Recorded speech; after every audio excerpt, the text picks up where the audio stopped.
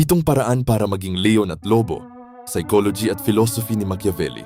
Maraming tao ang lumalaki na tinuturuan maging mabait, mapagbigay at laging umintindi sa kapwa.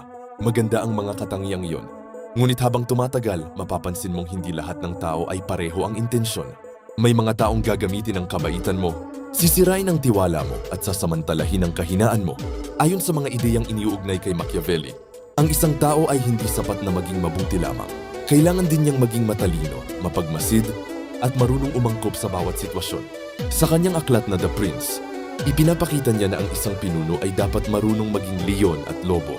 Ang leon ay simbolo ng lakas, tapang at kakayahang ipagtanggol ang sarili. Ang lobo naman ay simbolo ng katalinuhan, diskarte, at kakayahang makita ang panganib bago pa ito mangyari. Mahalagang tandaan na ang mga prinsipyong ito ay hindi para manloko o manakit ng kapwa. Layunin lamang nitong turuan kang maging mas matatag, mas matalino at hindi madaling manipulahin sa totoong buhay.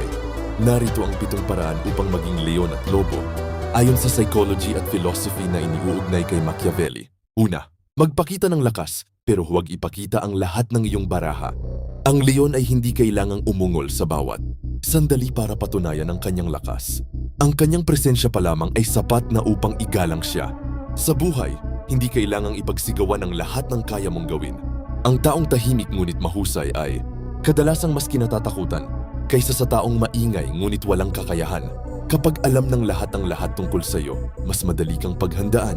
Ngunit kung marunong kang magtago ng ilan mong kakayahan, nagkakaroon ka ng kalamangan kapag dumating ang tamang panahon. Ikalawa, huwag magtiwala agad, kilalanin muna ang tao. Ang lobo ay hindi basta lumalapit sa isang hindi niya kilala. Una niyang inoobserbahan ang kilos bago siya kumilos. Ganito rin sa totoong buhay. Hindi lahat ng ngumingiti ay tunay mong kakampi. May mga taong mabait lamang dahil may kailangan sila. Kilalanin muna ang ugali ng isang tao sa panahon ng problema, hindi lamang kapag masaya ang lahat. Ang tiwala ay dapat pinaghihirapan, hindi basta ibinibigay. Ikatlo, kontrolin ang iyong emosyon. Maraming tao ang natatalo hindi dahil mahina sila, kundi dahil hindi nila kayang kontrolin ang kanilang galit, takot o lungkot. Kapag alam ng kalaban kung ano ang nagpapagalit o nagpapahina sa iyo, madali kanyang manipulahin. Ang tunay na leon ay hindi basta sumusugod dahil lamang sa emosyon, pinipili niya ang tamang oras. Sa psychology, ang taong may emotional control ay mas malinaw mag-isip at mas mahusay gumawa ng desisyon. Ika-4, piliin ang iyong laban. Hindi lahat ng hamon ay kailangang patulan. Ang leon ay hindi nagsasayang ng lakas sa bawat maliit na hayop na tumatawid sa kanyang daan. Minsan, ang pinakamatalinong desisyon ay ang umiwas sa walang saysay na away upang maipon ang lakas para sa mas mahalagang laban, hindi kahinaan ng paglayo sa gulo. Minsan, ito ang pinakamalaking anyo ng karunungan.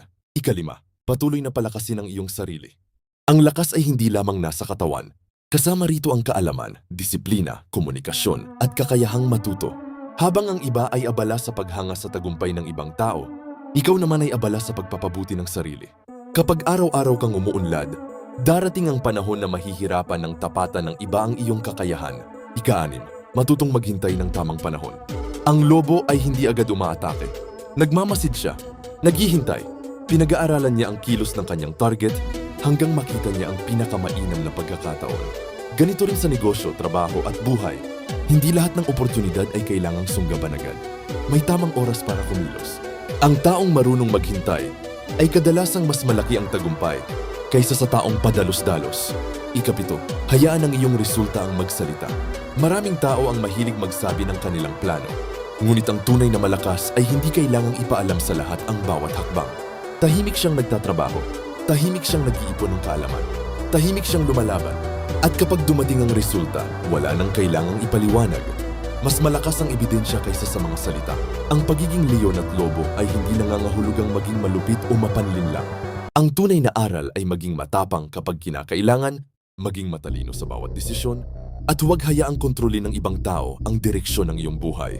Sa mundong puno ng kompetisyon at iba't ibang uri ng tao, ang lakas na walang isip ay mapanganib, at ang talino na walang tapang ay madalas na hindi sapat.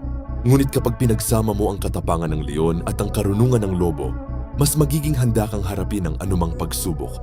Kung nagustuhan mo ang video na ito, huwag kalimutang i-like, i-share, at mag-subscribe para sa mas marami pang aral tungkol sa psychology, philosophy, at mga ideyang iniuugnay kay Machiavelli. Hanggang sa susunod na video.